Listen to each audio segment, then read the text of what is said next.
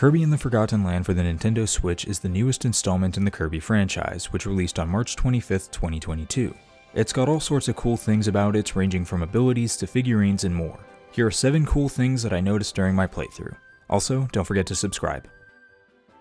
Using the D-pad makes Kirby do various actions and taunts, such as sitting, waving, and looking around.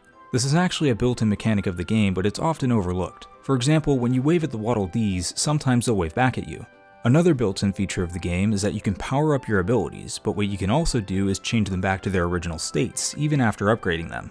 The game tells you to hold down the Y button to drop abilities and spit things out, but you can also press the minus button to do that. For Kirby Mouthful mode, you can also press the B button.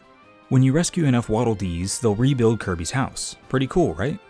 Obviously you can enter through the front door, but did you know you can also go in through the chimney? If you hold down any of the triggers or bumpers while moving in the overworld, Kirby's Warp Star will move faster, making traversal around the map way less time consuming. Forgotten Land strays away from using some of the franchise's most iconic elements, including music, locations, and even classic allies. However, longtime Kirby fans will be happy to know that some of the franchise's musical motifs are indeed sprinkled throughout the game. The Green Greens theme, for example, plays in a very special location. The theme that plays in Kirby's house is actually a new rendition of Green Greens.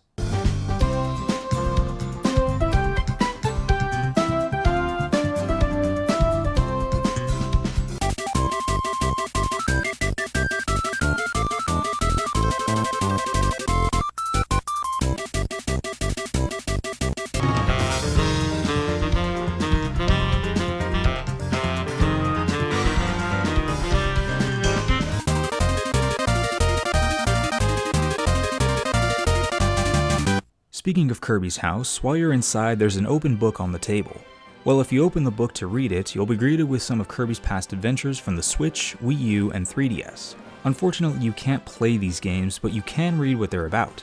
If you happen to get into a blade lock with Meta Knight, you can actually disarm him and pick up his sword.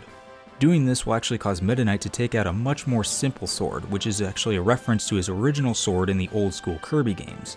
You can also do this with Phantom Meta Knight. Well folks, that's all I've got for today's video. If you enjoyed, please be sure to like, subscribe, and comment your ideas down below. I read every single comment. Thanks for watching, and as always, I've been your host, signing off.